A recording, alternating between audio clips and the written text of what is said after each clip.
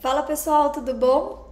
Vamos conversar hoje sobre a dor do seu paciente, do seu aluno na aula de Pilates? Eu sou Maria Fernanda Jacó, sou mestre em fisioterapia, atuo no Pilates há mais de 15 anos e ajudo você a se tornar referência no atendimento de dor utilizando o Pilates. E hoje vamos conversar sobre um tema importantérrimo, que é entender a dor do paciente, do seu aluno, para poder atuar com o Pilates. E gente, eu vou trazer hoje na aula para vocês quais são os tipos de dores, como que elas acontecem no corpo dos nossos pacientes, nossos alunos, quais são as atenções que a gente tem que ter com esses tipos de dores para daí com isso conseguir proporcionar o melhor para eles. É um assunto, gente, que eu preciso da atenção de vocês, mas vocês entendendo os tipos de dores, vocês não têm noção o quanto vocês vão conseguir com isso ajudar mais o paciente, o aluno de vocês, conseguir compreender aquilo que ele traz, entender a natureza daquela dor, o que realmente está acontecendo com esse paciente, e pode ter certeza, o resultado que você vai entregar para o teu paciente, para o teu aluno é outro, mesmo. Então vamos comigo, eu vou explicar de um jeito bem simples os tipos de dores, como que eles acontecem, e vocês podem ter certeza que no fim da aula vocês vão se sentir, acho que mais confiantes mesmo no atendimento de vocês, tá bom? Eu trouxe até uma apresentação para ir guiando, tem vários conceitos de neurofisiologia da dor que eu vou trazer. Fica comigo, vai ser tranquilo, de verdade. Parece num primeiro momento um pouco denso, ai, neurofisiologia, ai meu Deus, e agora como vai ser? Mas não, fica tranquilo que eu explico de um jeito bem simples, vocês vão conseguir entender e isso faz a diferença no atendimento, sabe? Eu conto aqui, vou contar várias historinhas para vocês durante a aula, mas uma coisa que eu sempre falo assim, o trabalho que eu faço aqui na clínica, tendo esse olhar para diferenciar, por exemplo, uma dor de nervo ciático, que é uma dor neuropática, você diferenciar de uma dor nociceptiva, que daí seria, por exemplo, uma dor articular de sacroiliaca. Cara, você já faz uma diferença tão grande de entender que tipo de dor, entender essa diferença, pode ter certeza que daí o trabalho que você vai oferecer para o seu aluno ou para o seu paciente na aula de Pilates é outro. E vai ser algo bem mais completo. Tá joia? Então vamos lá, vamos começar aqui, entendendo a dor do seu paciente, seu aluno no Pilates. Gente, primeira coisa para entender dor do seu paciente no Pilates é entender o que é dor, né? Então vamos para a definição de dor. Eu trouxe a definição mais atualizada pela IASP, publicada em 2020. Eu vou ler inteira, mas não se assustem. Eu vou explicar parte por parte, tá bom? Vamos lá. Dor é uma experiência sensitiva e emocional desagradável associada ou semelhante àquela associada a uma lesão tecidual real ou potencial. Aí você fala, ai meu Deus, me explica isso aí. Gente, é o seguinte. Vamos começar por partes. Primeira coisa, definição de dor, uma experiência sensitiva e emocional. Eu vou parar até na palavra experiência. Sabe quando você põe a mão na panela quente e queima, e você tira e fala, ai, essa foi uma experiência sua de dor. Queimou tua mão e foi vinculada a algo, a uma experiência, a um fato que aconteceu na tua vida. Você botou a mão lá na panela quente e queimou teu dedo. Então a dor, ela tá sempre relacionada a uma experiência de vida, uma situação que você vive. E aí eu já coloco uma questão para vocês. Pensa aqui comigo. Por que para uma pessoa colocar a mão na panela e tirar, tipo, é algo que daqui meia hora ela nem lembra? E para outra pessoa de colocar lá a mão na panela quente e ficar, ela fica o resto do dia morrendo de dor na mão. Não estou aqui entrando em consideração de graus de queimadura, não é isso. Eu tô trazendo a experiência da dor, tá? Se quiser a gente pode dar um outro exemplo. Vamos supor, a pessoa torceu o tornozelo, grau 1. Grau 1 leve, uma torção leve, né? Um entorse leve. Lembrando que vai de 1 a 4. Por que para uma pessoa que torceu o grau 1, a dor dela toma uma proporção enorme? E por que uma outra pessoa, ela torce um pouquinho, daqui meia hora tá andando normal? Aí tá a questão. Então, primeira coisa da definição. Dor é uma experiência sensitiva e emocional. Então, primeiro, é uma experiência, é isso, ela torceu, ela viveu uma situação. E por que é sensitiva? Sensitiva é porque a dor é uma sensação, né? A dor é algo que você sente, você não racionaliza. Depois a gente pode até racionalizar a dor, mas a dor é uma sensação. E emocional, gente, repara que não é emocional, ou seja, a dor, ela é uma experiência que vai vir associada com sentimentos. E aí tá uma questão muito importante da gente entender. Por quê? Que para algumas pessoas, no momento que elas sentem dor, muitas vezes podem vir associadas sensações de medo, ou de tristeza, tipo, não aguento mais, ou de raiva, que saco, porque comigo. A experiência, então, de dor, essa experiência sensitiva, ela vem associada com emoções. E então, é importante a gente entender quais são também essas emoções que os nossos pacientes, nossos alunos estão trazendo pra gente numa aula de Pilates. E não simplesmente fingir que nada está acontecendo e falar, ela vem esse paciente de novo reclamar da dor. Não, gente. É algo que precisa dar ouvido, é algo importante que a gente precisa acolher, entender o que está acontecendo, porque senão também o tratamento dessa pessoa não acontece. Continuando. Então, é uma experiência sensitiva emocional desagradável associada ou semelhante àquela associada. Aí você fala, ai meu Deus, eu já expliquei isso aqui. Como que eu expliquei isso aqui? Eu vou voltar. É uma emoção desagradável, claro. Há essa experiência que foi torcer o pé. Só que pode ser também uma emoção desagradável semelhante àquela experiência associada. Ui, você fala, o que é isso? Gente, é simples, vou explicar isso aí. Eu não falei desse exemplo da pessoa que torceu o pé grau 1, daqui meia hora tá andando normal. E a pessoa que torceu o pé grau 1 também ficou morrendo de dor, tá? Essa pessoa que ficou morrendo de dor, então ela teve uma experiência sensitiva de dor, ela trouxe algo forte e ela estendeu essa sensação de dor e muitas vezes associada ali com um sentimento. Vamos supor que essa pessoa ficou tipo, ai, de novo, que agora eu tô com medo, toda hora eu tô torcendo o tornozelo. Vamos supor que a emoção que veio foi um medo. Não que é isso sempre, tá, gente? Tô dando um exemplo, tá? Eu vou falar dessa mesma pessoa da seguinte forma. Ela torceu esse pé, mas vamos dizer que agora já passaram-se 3 meses que ela torceu o pé. 3 meses daquele grau 1, daquela torçãozinha simples que ela teve lá atrás. E ela continua vindo no teu consultório, na sua aula de Pilates, na sua sessão de fisioterapia, reclamando de dor no tornozelo. Gente, aquela experiência lá atrás, continua vindo com estímulo de dor para ela. Esse tipo de sensação de dor que perdura no corpo do paciente, que ele continua, mas o episódio que aconteceu tá lá atrás. Ou foi um episódio também semelhante, vamos supor que ela torceu há 3 anos atrás, realmente foi um entorse pesado, grau 3, rompeu o ligamento, blá blá. E aí depois ela faz um entorse 1, mas ela volta com aquela intensidade de dor quando ela tinha lá atrás. A dor vem muito exacerbada. Então por isso que a gente coloca que é uma experiência semelhante àquela associada. É quando a dor vem e ela fica, mesmo a lesão não existindo mais aí. E guardem essa informação, porque eu vou voltar nela. Então, a sensação da dor fica, mesmo a lesão não estando necessariamente lá no pé ou em outra região do corpo. E aí, eu já deixei aqui em vermelhinho. Isso aqui pode já, nessa definição, a gente extrair aí dor nociplástica. Eu já vou explicar um pouco melhor o que é isso.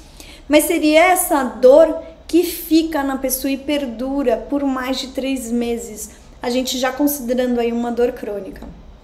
Vou continuar. Aí tá escrito: há uma lesão tecidual real ou potencial, que foi isso que eu acabei de dizer. Há uma lesão que realmente aconteceu no tecido, então uma lesão real, ou uma lesão que não chegou a acontecer, foi uma lesão em potencial, mas não chegou a lesionar nenhum tecido.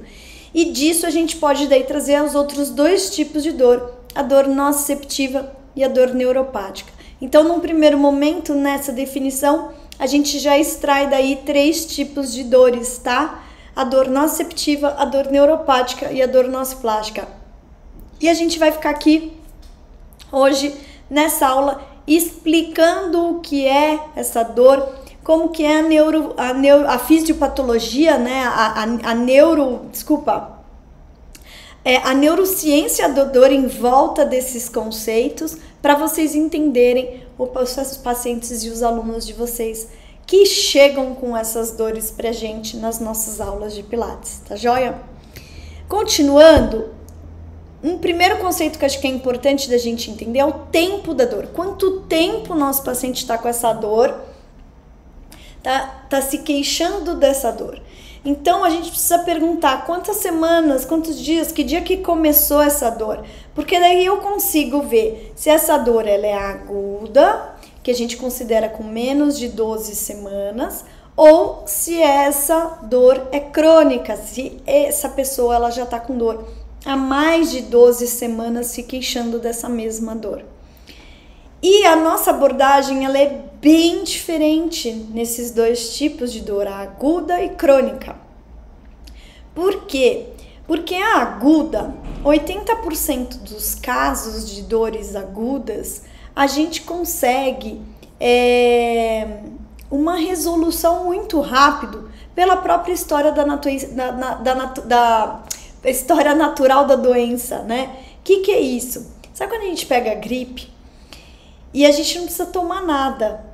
E aí passa lá 7, 10 dias, a nossa gripe sarou, né? Eu tomo os antitérmicos se eu tive febre ou algum remédio ali para dor, se tiver aquela quebradeira no corpo, mas um remédio que vai tirar a gripe a gente não tem, né? E outra, mesmo se tivesse, mas existe essa história da doença natural, que é isso, eu espero lá os dias que precisam e do jeito que veio a gripe vai embora. Muitas das dores, principalmente, né, estando no processo agudo, é desse jeito também. Várias dores, elas vêm, mas elas vão embora sozinhas. Eu não preciso me preocupar e nem alarmar muito o meu paciente, porque se eu alarmo demais, eu crio nocebos. O que seriam nocebos? Por exemplo, chega uma pessoa com dor nas costas e aí ela vira pra mim e ela fala assim: eu tô com dor nas costas e eu comecei com essa dor nas costas tem 1 semana, acho que eu travei em algum movimento e tudo mais. Se eu vou lá e fico, nossa, você tá com dor nas costas, meu Deus, agora você vai ter que tomar cuidado, agora você não pode mais agachar, vai no médico fazer exame porque tá demais, aí a pessoa vai, aí faz exame, eu tô alarmando um quadro que às vezes eu não preciso chegar nesse ponto. Eu vou explicar melhor isso, principalmente quando a gente entende sobre os tipos de dor, tá? Mas muitas das dores crônicas, eu vou colocar aí 80%, do jeito que vem, vai embora sozinho. Não precisa fazer muito alarde, tá? E outra, você pega uma pessoa com 50 anos, e aí eu vou lá numa dor aguda de coluna, pego e faço um exame de imagem. É lógico que com 50 anos a gente vai encontrar desgastes, protusões discais, faz parte da vida. Eu sempre digo aqui e repito, se a gente tem ruga externa, a gente tem ruga interna, né? A gente tem um processo natural de degeneração, de envelhecimento e faz parte da vida, gente. Então, não é para se preocupar, porque são achados e isso não necessariamente faz, esses achados, né, não fazem jus àquilo que eu encontro no meu paciente, aquilo que ele realmente está sentindo de dor. Eu peguei um caso semana passada de uma paciente que chegou aqui com uma dor na região sacroiliaca, tá? Era unilateral. Eu não quis olhar num primeiro momento nem o laudo médico, nem o exame de imagem para não me influenciar. Eu fiz toda a avaliação física, toda a anamnese dessa paciente, descartei todas as bandeiras vermelhas, né, que seriam das situações de emergência, e tudo indicava mesmo uma dor na região sacroiliaca, uma dor articular, tá? Que a gente dá o nome de dor nociceptiva, eu já vou explicar isso para vocês. Essa dor articular, ela é uma dor que vem até numa intensidade alta daí aquela de 0 a 10, mas não é uma dor severa, não é algo que eu preciso, ai meu Deus, é grave, não é grave, é uma dor alta, mas não é grave. E todas as características dessa dor, como que são essas características? Uma dor de sacroiliaca, o paciente, o aluno, ele sempre reclama que ficou muito tempo parado, tipo, tô aqui sentada, a hora que eu vou me mexer, pega ali a região da sacroiliaca. Então, essa paciente reclamava que ela tava dormindo, então ela ficou um tempo parada, na hora de se mexer na cama, vinha a dor. Ou também isso, na hora das transições, tava muito tempo sentada trabalhando ali no computador, a hora que ia se mexer para levantar, pum, vinha a dor. Ou seja, o local que ela mostrou era na sacroiliaca. As características de dor sacroiliaca. Tudo indicando aquilo. Fiz os testes de sacroiliaca e davam positivos. Ou seja, uma disfunção na sacroiliaca aguda. Aí eu falei, você foi no médico? Eu fui no médico e tal. Falei, deixa eu ver então agora o laudo do médico. E aí veio que era discopatia de L4 e L5. Ela até no exame de imagem tinha isso, mas não era a queixa dela. O cuidado que eu digo é isso, eu estou tratando a paciente, eu estou tratando o exame. O exame existe, ele é importante, mas para complementar algo que eu esteja em dúvida para trazer um diagnóstico desse paciente, tá? Então aí sim eu faço esse complemento. Mas independente disso, eu preciso avaliar o meu paciente, entender o que é que ele está trazendo de dor ou de não função em cima daquela dor. E aí sim eu entendo que tipo de dor é essa e trato adequadamente o meu paciente. E peço exame se realmente for necessário. Existem situações que são necessárias, né? Quando a gente desconfia de fratura numa triagem que a gente faz de um paciente e encaminha para o médico, ele vai sim precisar de um exame de imagem para confirmar se há fratura ou não. Mas dependendo do tipo de dor ou da lesão, o exame de imagem não é o padrão ouro para aquele diagnóstico. Então é nesse sentido que eu estou colocando aqui. Então voltando, deixa eu arrematar essa questão aí da dor aguda. Então dor aguda é menos de 12 semanas, eu não tenho que me preocupar em 80% dos casos, muitas vezes vai do jeito que vem, vai embora. Existe então a história da doença natural e eu tenho que acalmar meu paciente, vamos esperar. Você pode até fazer num serviço, se o paciente te procurou, algo ali que você vai trazer uma analgesia, uma orientação, mas não precisar alarmar dependendo da situação. Sempre avaliando bem, triando bem esse paciente, não tendo as situações de bandeira vermelha que a gente chama, que já tem aula minha gravada sobre isso, vocês assistam, que é muito importante. Ou avaliando bem o paciente e você identificando o que ele está trazendo, gente, fiquem tranquilos, o paciente ele vai melhorar, tá? Aí a gente entra na questão da dor crônica. Dor crônica é uma dor que persiste nesse paciente por mais de 12 semanas. Aí você vai falar, ai meu Deus, e agora? Vamos lá. Se chega um paciente para mim com dor há mais de 3, 4, 6 meses, 2 anos, eu chego a pegar pacientes que têm a mesma dor há 20 anos, aí eu entro num quadro de dor crônica. A dor crônica existe uma diferença muito grande. A dor crônica, ela passa a entrar numa categoria diferente. A gente começa a considerar a dor crônica como uma doença, enquanto a dor aguda, ela entra na categoria de sintoma. Você fala, ai, não sabia disso. Pois é, gente. Eu não vou lembrar o ano certo, eu acho que foi 2016, que a dor crônica passou a ser considerada como uma doença. Gente, 2016. Anteontem, né? Eu digo, há pouquíssimo tempo. E ela tem um CID, sabe aqueles números que trazem as categorias de doença? Pois bem, a dor crônica hoje é considerada uma doença. Então, a gente tem que ter esse cuidado sim. Então, a dor aguda, sintoma, a dor crônica, doença. Então, o tempo de dor do paciente, a gente daí vai olhar para os tipos de dores. Então, na aguda, eu vou ter a dor nociceptiva, a dor neuropática ou a dor de causa desconhecida, porque a gente tem ainda uma porcentagem grande, bem grande, de dores, principalmente na coluna, de causa desconhecida. A gente tem que levar isso em consideração também, tá?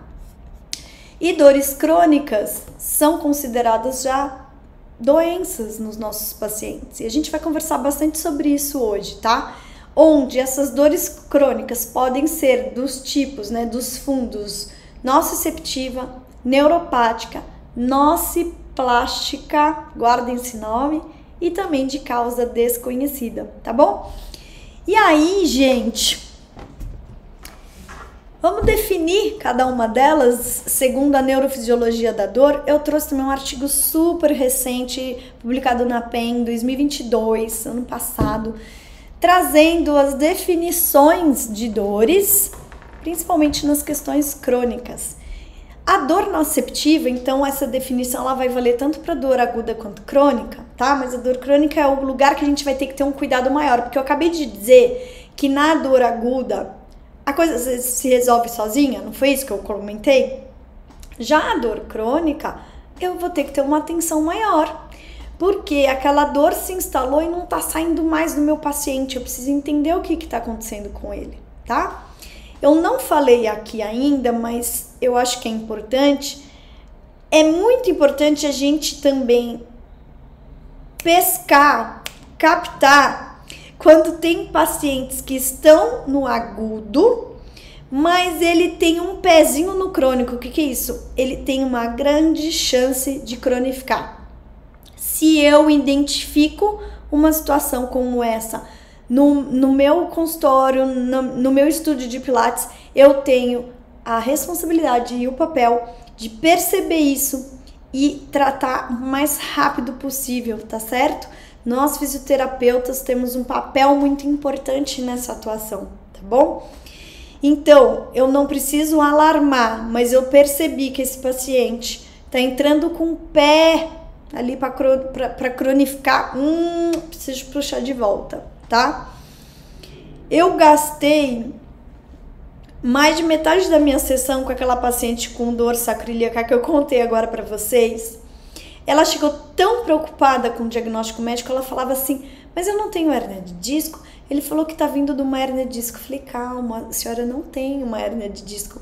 Existe sim uma protusão, mas foi um achado. A sua dor não está vindo disso. Mas então o que eu tenho? Eu falei, calma, é uma disfunção na sacroiliaca. Essa dor muitas vezes é comum, mas ela vem forte, eu sei disso, eu não tô desmerecendo a sua dor, pelo contrário. Mas é uma dor que ela se resolve sozinha, ela vai se resolver muito fácil. E lógico, como ela me procurou, eu entrei também com recursos analgésicos não farmacológicos que caem na nossa área, né, da fisioterapia, e entrei também com exercícios que auxiliavam a melhora do quadro clínico que ela trouxe, entendeu? Então é muito importante a gente associar tudo isso. Então vamos lá, definição de dor nociceptiva, que é? Uma dor que surge de uma lesão real ou uma ameaça naquele tecido não neural e é devido à ativação de nociceptores. Vou explicar isso com muita calma e é fácil de vocês entenderem. O caso dessa paciente que eu acabei de contar, de dor sacroiliaca, é uma dor nociceptiva, ou seja, é uma dor de tecido. Uma dor nociceptiva é você pensar... Desculpa. É você pensar em qualquer tecido do corpo que pode doer, tá? Pode ser dor na pele, como uma queimadura. Eu vou explicar isso melhor, que eu trouxe até um artigo sobre isso. É dor no músculo, é dor na articulação, é dor de ligamento, é dor inclusive de víscera, tá? Uma apendicite gera uma dor nociceptiva. Uma queimadura gera uma dor nociceptiva. Um entorse de tornozelo, até mesmo uma fratura, o tecido ósseo está fraturado, gera uma dor nociceptiva. Então dá para entender o que é dor nociceptiva? É dor de tecido.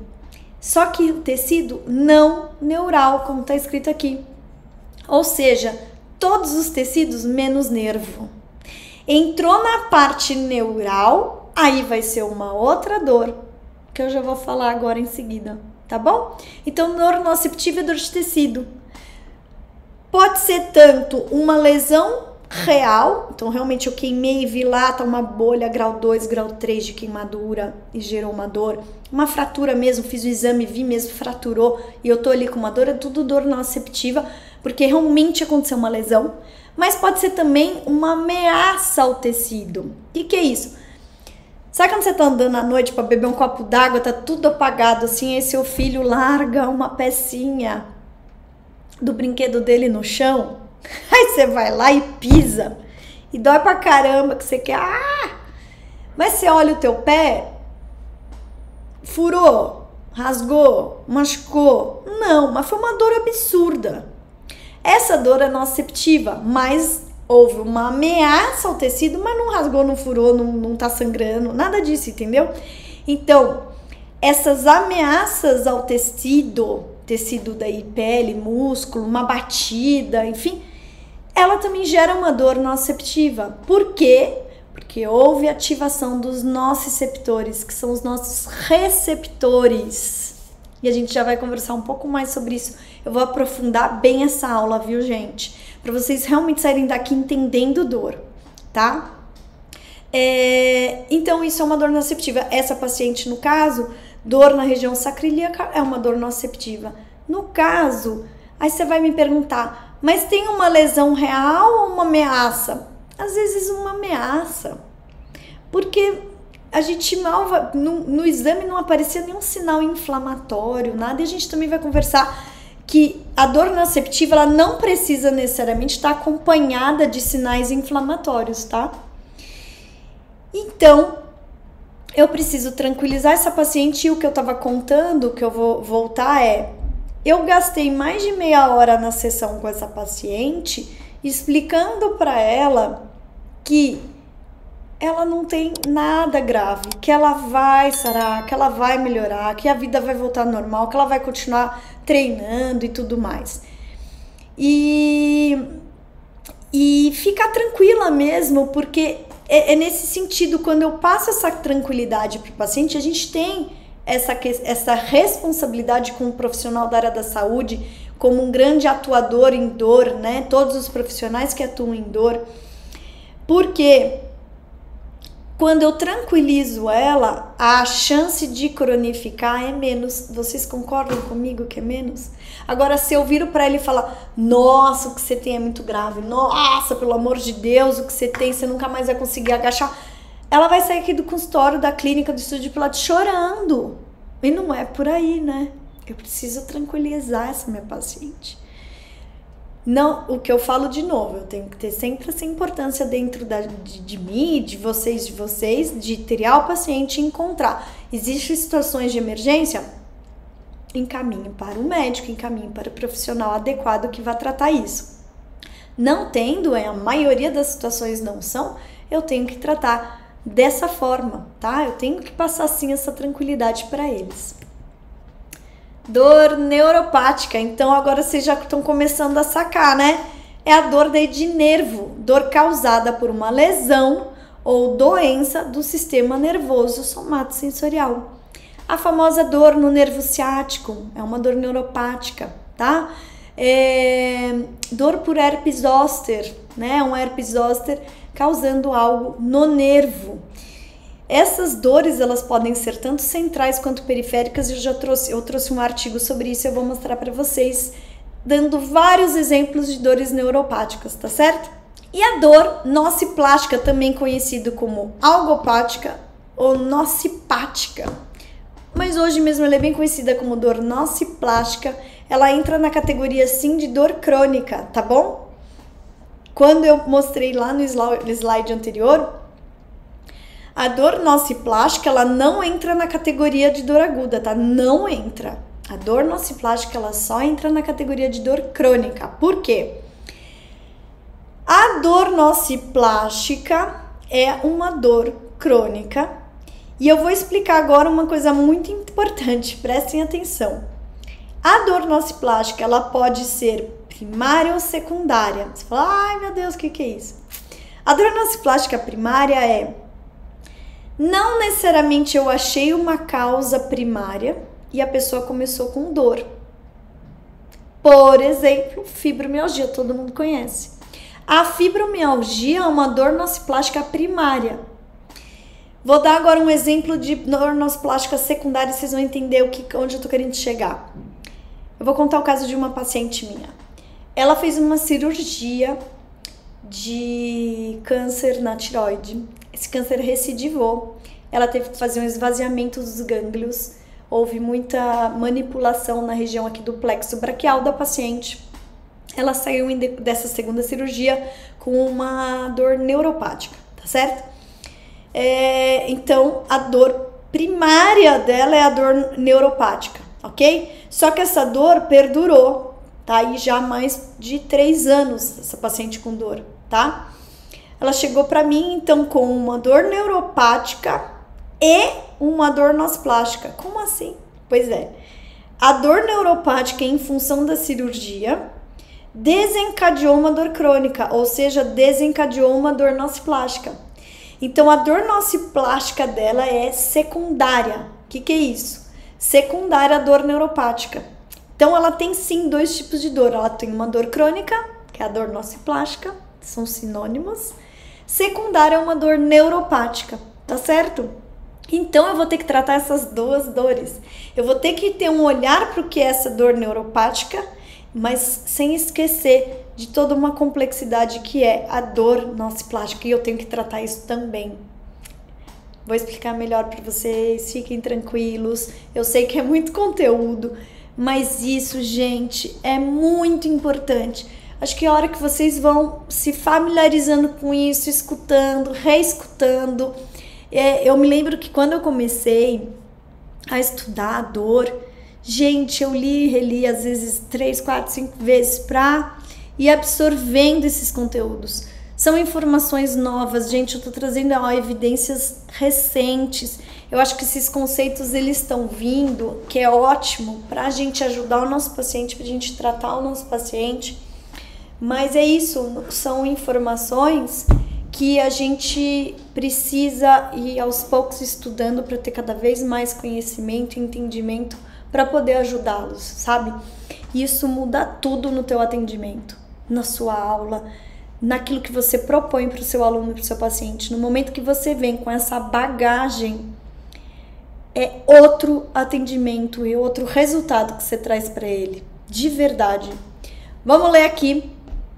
Dor nociplástica. Então, é a dor que surge também de uma nocicepção alterada, apesar de não haver evidência clara de dano tecidual real ou ameaçado, causando a ativação de nociceptores periféricos ou evidência de doença ou lesão do sistema somatosensorial que causa dor. Reparem que eu li aqui no meio, olha um pouco do que eu já falei para vocês.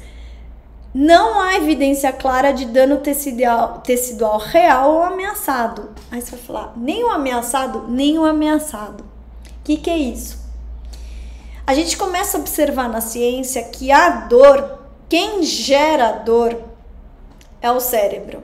E a gente começa a observar na ciência que não necessariamente eu precise ter ou uma lesão real, que eu vejo lá e tá machucado, ou eu olho num exame e realmente tem um sinal inflamatório, tem uma fratura, tem uma lesão, e nem necessariamente uma ameaça, tipo, que nem eu falei de pisar no brinquedinho da criança andando à noite no quarto, né? Aí você pisa, dói, mas não machucou tua pele, não furou, não sangrou nada.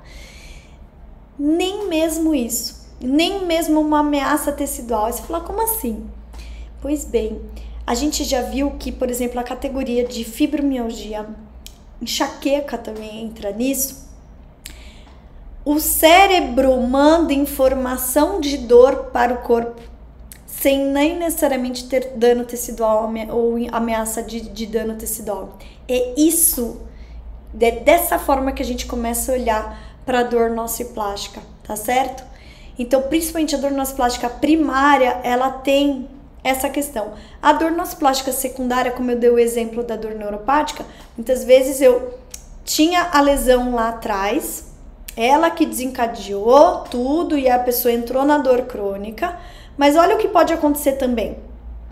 Vamos supor que eu tive sim uma dor nas costas neuropática e aí nessa dor neuropática, por hérnia de disco, vou colocar isso. Então, tive uma hérnia de disco extrusa, eu realmente confirmei no exame de imagem, pegou meu ciático, cheguei a perder até força na perna, enfim, doeu pra caramba. Só que essa dor, ela, vamos dizer assim, que ela perdurou. Muitas vezes a gente sabe também com a ciência e com estudos científicos que mostram pra gente que uma hérnia de disco extrusa, dentro de um ano, ela é reabsorvida. Principalmente as mais feias são as mais reabsorvidas. Eu posso dar uma aula dessa para vocês que eu acho que é bem interessante, tá? E aí, o que a gente observa? Que muitas das vezes vem aquela dor alta, trava ali, né, o nosso paciente, o nosso aluno, aquela questão toda ali de dor neuropática, de dor de nervo. Só que do jeito que vem alta, também depois de uns meses, pum, ela some. Na maioria dos casos, tá? Raros casos que a gente tem que ir por alguma outra intervenção, tá bom? Mas tem vários casos que, mesmo sendo muito forte, o corpo vai lá e dentro de um ano a gente vê que o paciente melhora muito, muito, muito. Só que vamos supor que num desses casos o paciente entrou para dor crônica e perdurou essa dor. Não necessariamente possa existir ainda mais lá, não necessariamente a hérnia de disco está lá mais. Se você pega depois de um ano de uma hérnia de disco extrusa e você repete a ressonância, muitas das vezes ela foi já reabsorvida, nem tem mais nem processo inflamatório naquele exame de imagem. Mas daí você pergunta, mas por que a dor continua? Pois bem, porque o corpo memorizou aquela dor e começou a mandar estímulo de dor só nociplástica. Por isso que na definição de dor nociplástica está aquilo que não necessariamente precisa ter lesão ou nem mesmo uma ameaça. Mas essa dor nociplástica, e agora eu dei um exemplo de nociplástica secundária, ela tá vindo disso, em decorrência sim de uma dor neuropática que aconteceu. A dor neuropática, em tese, né, a lesão lá que estava acontecendo da hérnia de disco regrediu, mas o estímulo de dor vindo do cérebro continua. Gente, vocês estão conseguindo entender? Para mim é bem importante, eu queria que vocês me avisassem, me escrevessem qualquer tipo de dúvida que vocês tenham nisso, porque é importante que vocês entendam esses conceitos, porque isso sim vai fazer uma diferença enorme no atendimento de vocês, tá bom? E por último, a gente tem a dor de origem desconhecida, que a gente tem que levar em consideração também, que é uma dor idiopática, eu não sei qual é a causa nem a origem, e a gente sabe que a porcentagem também é bem alta, principalmente em dores lombares, cervicais também, e eu preciso ter uma atenção com o meu paciente nesse sentido, que muitas das vezes vão cair, por exemplo, para dores crônicas, porque às vezes essas dores elas perduram. Eu também vou ter que daí ter um cuidado nesse atendimento do meu paciente, trazendo uma associação que eu não sei a origem, essa origem é desconhecida, e ele acaba evoluindo para dor nociplástica, ou seja, para dor crônica. E eu vou ter que ter esse cuidado nesse atendimento. Então, o que eu trouxe aqui para vocês?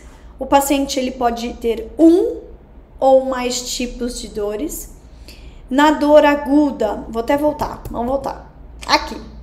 Na dor aguda, ele pode ter uma dor nociceptiva, ou seja, uma dor de tecido sem ser de nervo, sendo real ou uma ameaça. Ele pode ter uma dor de nervo também, real ou ameaça, e aí dor neuropática é só de nervo ou de causa desconhecida.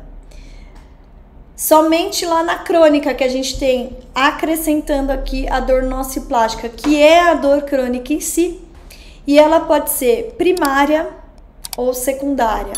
Primária, ela vem por ela mesma, tipo a fibromialgia ou enxaqueca, ou secundária, ela ela aconteceu porque aquela dor continuou por mais de 3 meses, mas ela surgiu num primeiro momento ali, quando foi um processo agudo lá atrás, uma dor nociceptiva que não foi bem tratada, ou que de alguma forma naquele paciente cronificou, ou uma dor neuropática que também de alguma forma cronificou naquele meu paciente, ou até uma de causa desconhecida e cronificou no meu paciente. Qual é a atenção que a gente tem que ter dentro da nossa área? A atenção com pessoas, nossos alunos, nossos pacientes com dor aguda, para eles não cronificarem. Porque eu tenho uma responsabilidade grande sobre isso, porque se cronifica, a gente tá entendendo aqui nessa aula que a dor nociplástica ela passa a ter uma grandiosidade aí maior. Eu vou me aprofundar nisso hoje, fica aqui comigo que vocês vão entender essa grandiosidade da dor nociplástica. E aí eu vou ter que ter uma atenção maior com esse meu paciente, esse meu aluno. Então, se eu percebo que ele tá caminhando para uma cronificação, opa, peraí, o que eu faço já para melhorar, tá? Então, tranquilizar esse paciente quando tá agudo é importante. Não trazer esses nocebos, né, de tipo, sua coluna é de velho. Quem já aqui já não escutou isso? Gente que chega e fala, porque eu fui no fulano, no tal profissional e tudo mais, ele olhou minha coluna e falou que tá cheio de bico de papagaio, cheio de... Calma, gente, não é assim que se trata o ser humano, pelo amor de Deus. Sabe, a gente tem que ter mais compaixão, a gente tem que entender que do que sai da nossa boca, com a responsabilidade que tem, com o conhecimento que a gente tem, o paciente vai acreditar em quem? Na gente. E se eu falo que ele tem uma coluna de velho, o que é isso? Não posso, nunca. Dizer que ele nunca mais vai agachar, opa, pera lá. Mas precisa daí ser uma coisa muito grave para ele nunca mais agachar na vida. Uma coisa é, se por alguma questão eu tenha que colocar esse paciente num repouso relativo, ok. Mas não vai ser um repouso eterno, dá para entender? Tanto é que no agudo, às vezes é necessário a gente entrar com isso, repouso relativo desse movimento. Mas eu vou fazer você voltar a esses movimentos. Porque é a nossa responsabilidade, né? É o nosso papel, a nossa profissão é essa. Agora, para um crônico, o crônico é diferente. O crônico eu não vou usar do repouso. Dificilmente, eu não sei, nem vem coisa na minha cabeça aqui de ideia de doenças crônicas, de dores crônicas que eu vou usar o repouso. Nunca, nunca. Tá? O repouso relativo, nunca. Eu preciso sim trabalhar a questão disso no agudo para isso não evoluir por crônico, tá bom? Talvez sim, às vezes você evita a extensão porque tua dor melhora na flexão da coluna, ok. Mas daí eu tô dando preferência de direção de movimento para um tratamento, que a gente pode conversar disso também para frente, porque eu acho que daí também é uma linha de tratamento interessante, às vezes para tirar um quadro de dor do paciente, tá joia? E aí, gente, tudo bem? Estão dando para entender? Vamos continuar. Aqui, eu trouxe o segundo artigo, também de dor crônica. Esse foi publicado em 2021, fresquíssimo. E eu preciso mostrar para vocês o seguinte. Aqui, nesse artigo, eles publicaram os tipos de dores, ó lá, nociplástica, neuropática e nociceptiva, e eu vou agora, imagenzinha por imagenzinha, explicar isso aqui para vocês, que aqui tem muita, mas muita informação importante pra gente, tá? Então vou pegar o primeiro quadrinho deles aqui, a dor nociceptiva, e vou explicar para vocês o que tá escrito aqui. Aliás, eu traduzi aqui para vocês. Volta lá. Eu traduzi aqui para vocês. A dor nociceptiva, então ela pode acontecer no nosso sistema somático. Então lembra que eu falei? Fratura, problema de músculo, problema de articulação, problema de pele, dor nociceptiva. E a dor nociceptiva ela também pode vir em tecido visceral, sistema visceral. Uma lesão de mucosa, uma obstrução, uma isquemia, uma lesão de tecido, às vezes o câncer também traz uma lesão nociceptiva, tá bom? E esse trabalho científico sensacional, ele traz também já pra gente o que tem melhor de evidência hoje de tratamento. Hoje, para tratar uma dor nociceptiva, a gente tem, dentre as dores, lógico que você tem que avaliar o tipo de dor e o que é que você vai intervir. Tô falando aqui de uma forma geral para todos da área da saúde, inclusive médicos, tá? Então seriam exercícios, opioides, anti-inflamatórios não esteroidais, neuromodulação, intervenções comportamentais, entre aqui a psicologia, infiltrações com imagem guiada e antidepressivos. Na nossa área, fisioterapia, educação física, profissionais que trabalham com pilates, a gente vai através do exercício. Então, que nem o exemplo dessa minha paciente que eu comentei com vocês. Vocês pegam uma dor de tecido ósseo, né, articular, uma dor na região sacroiliaca, ou posso pegar até uma dor articular, às vezes na própria coluna, né? Às vezes a gente pega isso também muito em cervical. Que mais? Pode ser também uma dor de tecido muscular, que eu também vou ter que avaliar. E dependendo do que for, claro, o exercício ele vai entrar sim dentro do atendimento. No caso dessa paciente com dor sacroiliaca, deixa eu ver se eu me lembro aqui, ela melhorava com o exercício. Então, quando eu pedia para ela para fazer uma báscula da pelve, uma ponte bem curtinha, e aí ali ela estava ali mexendo aquela região da sacroiliaca, ela melhorava a dor dela depois de X repetições desse movimento. Então eu passei para ela fazer em casa, inclusive para ela conseguir mudar na cama ali, que ela falou que a pior dor é a hora de noite, né? A hora que ela ia virar e mudar de decúbito, né? Mudar, deitar de barriga para cima, para lado e tudo mais. Eu falava, faz umas mini pontezinhas, aquece essa região e vira. Antes de levantar no meio da noite para ir no banheiro, que ela fazia isso, falei, faz também de novo umas mini pontezinhas, ou vira a perna para um lado, para o outro, para melhorar a tua condição ali de dor e levanta e vai. E eu vou explicar isso para vocês, o que é que acontece no nosso corpo que melhora, por que melhora, ou por que vem a dor, tá? A gente vai entrar nesse detalhe aí também, tá bom? Tudo bem até aqui?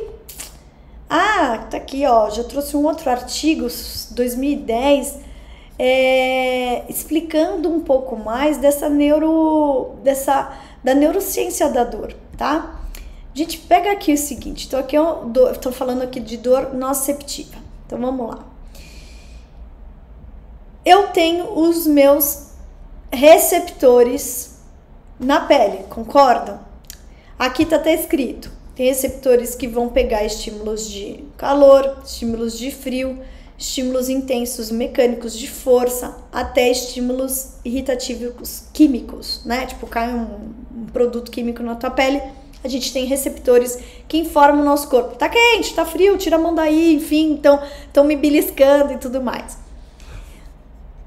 Esses receptores, quando vem o estímulo, eles recebem essa informação, despolarizam essa célula, mandam informação pelo nosso axônio, chega na medula, sobe para o cérebro. Opa, peraí, tem alguma coisa ali incomodando. Desce estímulo, chega novamente ali um estímulo daí eferente, tipo tira a mão. Lógico que a gente tem estímulos rápidos, estímulos rápidos que também acontecem somente ali na medula, que a gente tem respostas reflexas para retirar rapidamente, né, a nossa mão, por exemplo, de uma panela quente. Então, com isso, o que a gente percebe? Se esses estímulos chegam a disparar estímulos nos nossos nociceptores, que são os nossos receptores de dor, eles também vão gerar uma resposta do alto para baixo, do cérebro para baixo de dor. Ai, doeu. Ai, tira minha mão daí. Ai, tá quente demais. Ai, você tá me beliscando, tá me machucando. E aí eu vou retirar. Porque houve um estímulo de ameaça de tecido. Pode ter lesionado ou só uma ameaça, tá certo?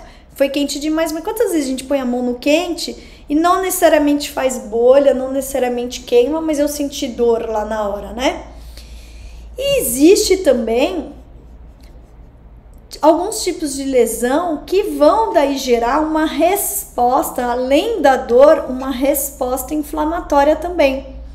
Então, se realmente eu provoco uma lesão tecidual, própria queimadura, uma fratura, bati, caí, machuquei, tá roxo, pô, inflamei. Vou ter ali o calor, rubor, tumor, lembram disso?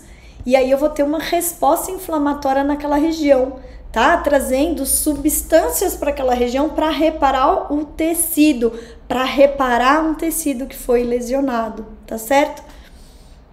Então isso é o que acontece com uma dor nociceptiva, tá bom? Então, atenção, tirei esse trecho desse livro, Neurociência. Nociceptores, que são os receptores de dor, são terminações nervosas livres, ramificadas, não mielinizadas, que sinalizam a lesão ou o risco de lesão, que foi o que eu acabei de dizer.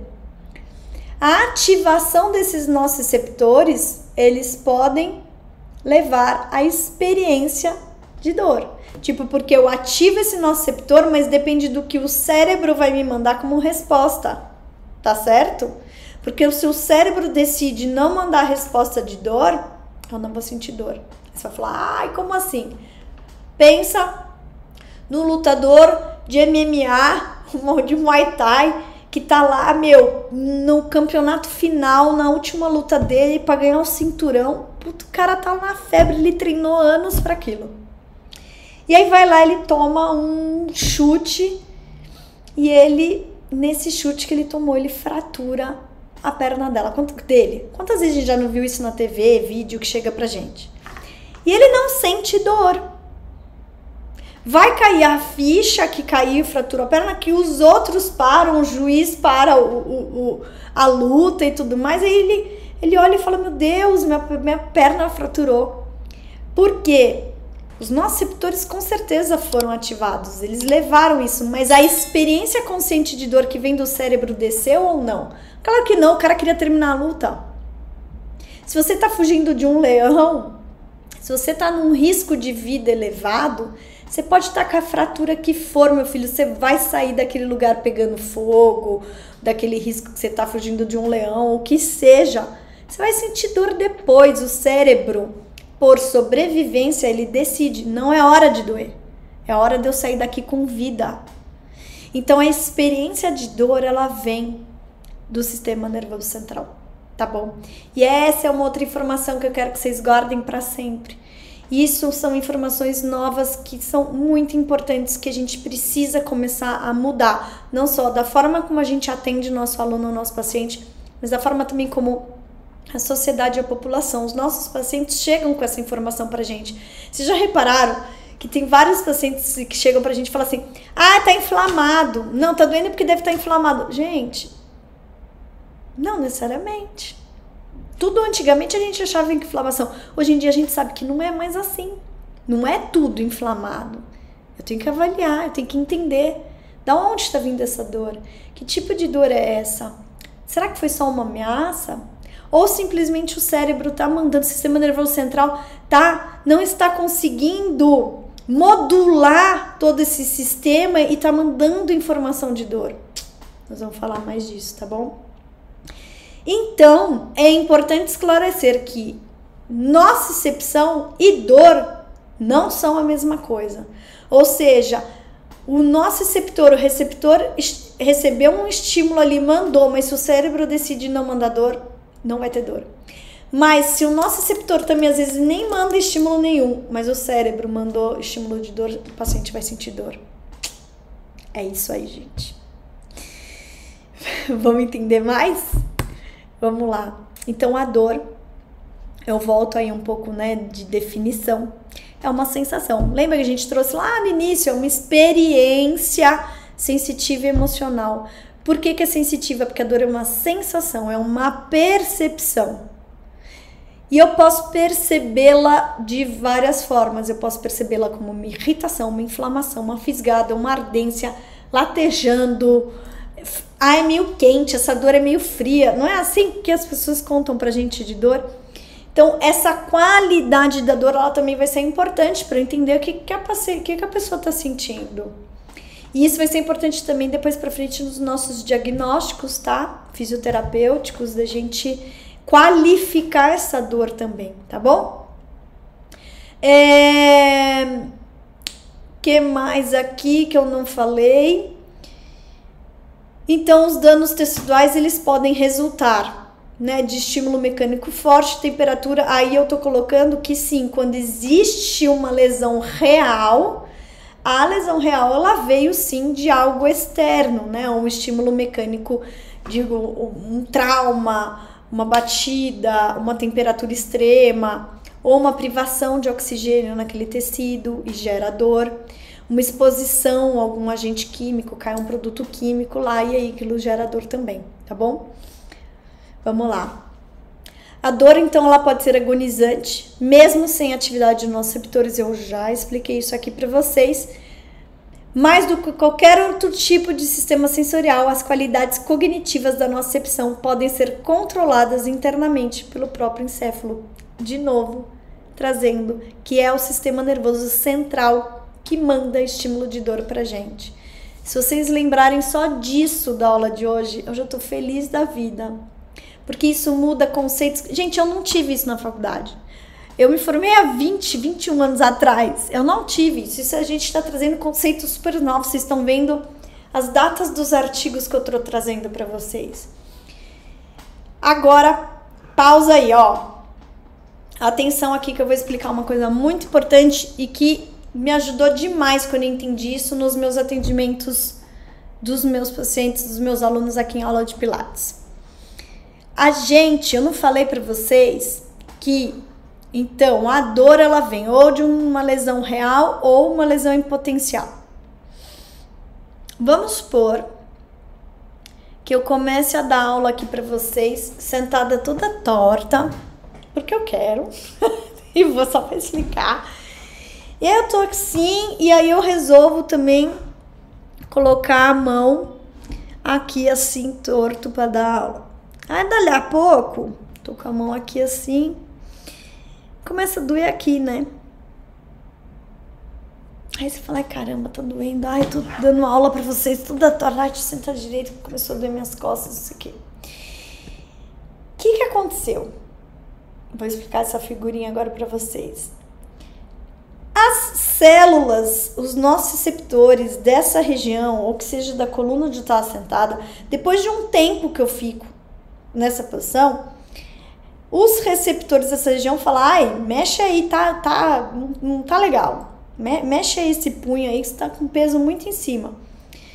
Há uma despolarização dessas células, ou seja, os canais de íons se abrem nessa membrana. E começa a passagem de íons. Quando isso acontece na minha célula, é isso que despolariza um potencial de ação que sobe pelo meu axônio, vai para a medula, sobe pelas vias aferentes, chegam lá em cima e falam, ó, aquela posição lá que ela tá não tá legal, tá me machucando aí, não gostei. Volta estímulo de dor, de incômodo, não tá legal, preciso sair disso aí. Se há a possibilidade de eu sair dessa posição, ótimo, muito que bem, acabou. A dor não vai vir mais.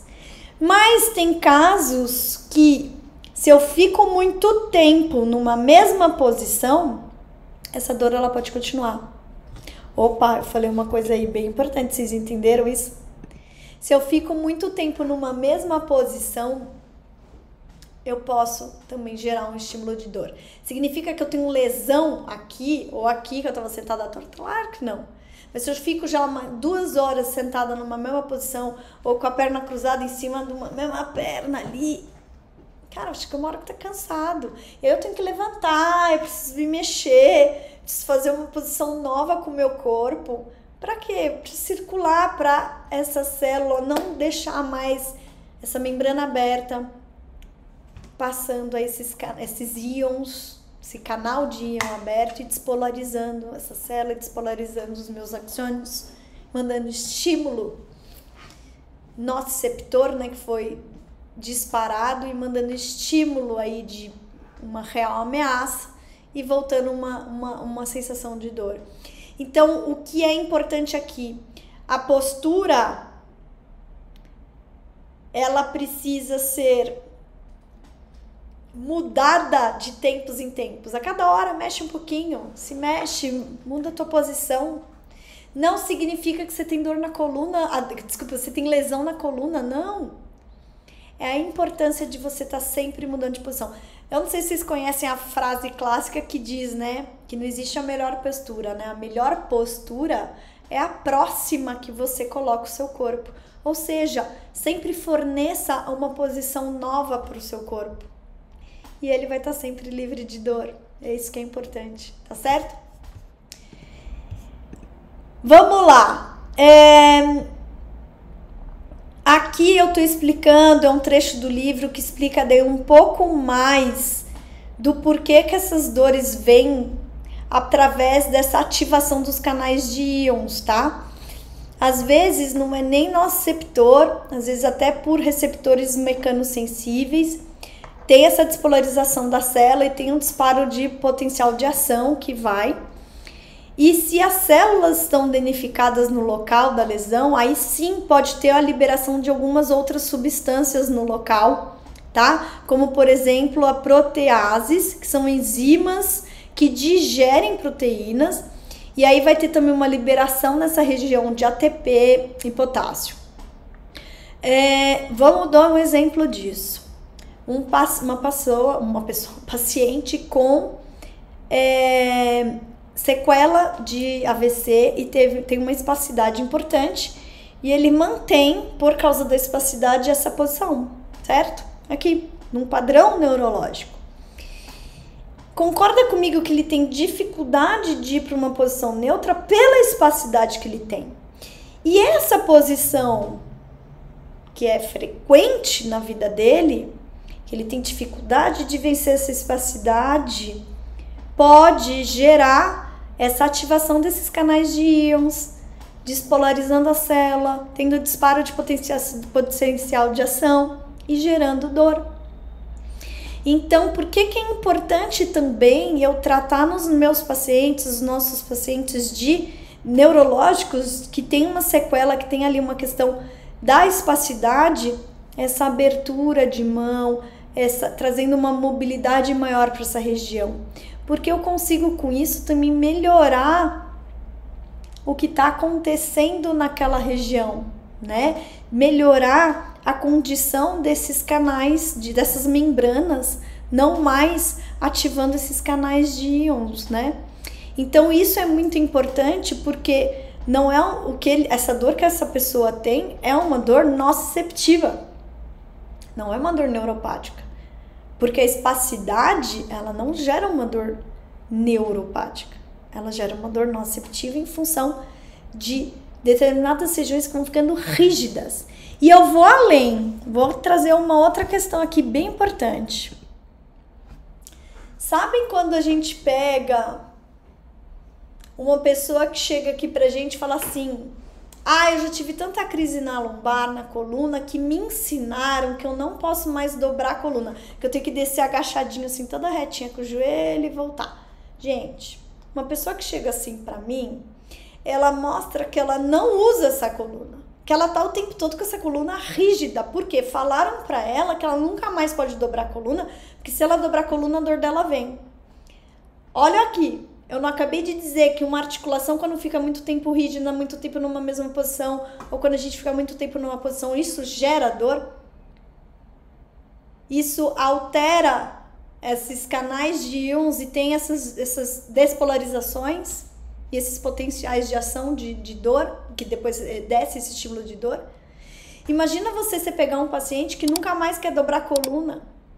A rigidez que chega a essa região, ou a evitação de movimento dessa região, ou até a catastrofização, gente, essa palavra sempre enrola, vocês entenderam, que chega, é tão grande, que eu tenho que ter um cuidado pro contrário.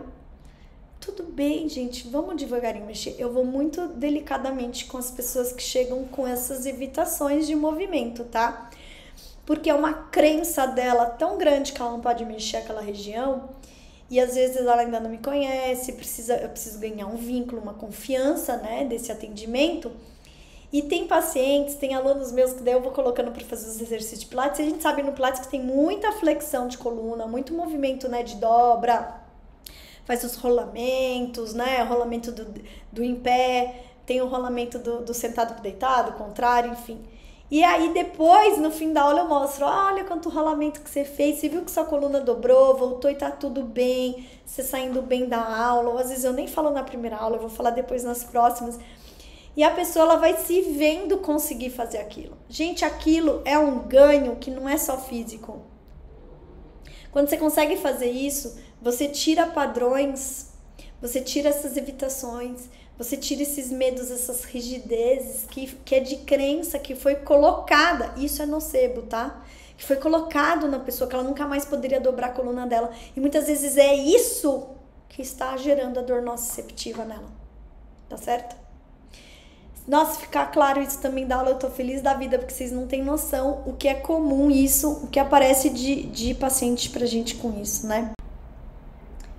E vamos dar continuidade, agora vamos para a dor neuropática. Então, eu peguei aquele quadrinho daquele mesmo artigo, e só para ilustrar aqui para vocês, gente, a dor neuropática, ela pode ser então central ou periférica. A periférica é muito conhecida por nós, que a gente pode ser, né, tanto por uma compressão nervosa, tipo uma síndrome do túnel do carpo, ou até mesmo a questão de uma dor radicular de nervo ciático, a infecciosa por um HIV, um herpes zoster, tem vários tipos, né, traumática, metabólica, isquêmica, enfim. E tem também as dores neuropáticas centrais, tá? Por uma lesão de medula espinhal traumática, um vascular, um AVC, neurodegenerativo, enfim. Várias outras patologias que podem gerar também a dor neuropática. E esse artigo também traz pra gente o tratamento. Então, muitas das dores neuropáticas no tratamento medicamentoso, né? Existem indicações de opioides, mas a gente tem também as intervenções de neuromodulação, intervenções comportamentais, infiltração com imagem guiada, antidepressivos e anticonvulsionantes. Alguns exercícios são indicados, mas muitas vezes a gente precisa esperar a pessoa sair dessa condição para daí entrar com a atividade. Então tem que ser muito bem avaliado para ver qual é o momento correto de entrar com o exercício. Então reparem vocês que já vem diferente. Na dor nociceptiva o exercício veio primeiro, aqui já não tem tanto, concordam? Então, dependendo do tipo de compressão nervosa, do tipo de dor neuropática, tem que ser muito bem avaliado o que é que você vai entrar de intervenção não medicamentosa, que é a nossa área, tá certo? E aqui também a gente tem que olhar para essa dor neuropática sabendo que pode ter uma lesão, que é uma disfunção mesmo de nervo, ou não. Uma simples, como é que fala? Tipo, uma simples ameaça, né, naquele tecido pode estar gerando também um estímulo de dor neuropático ou uma lesão real mesmo está gerando a dor, tá bom? Então a gente já começa a ver aqui dos tipos de dor que a gente comentou, a gente conversou.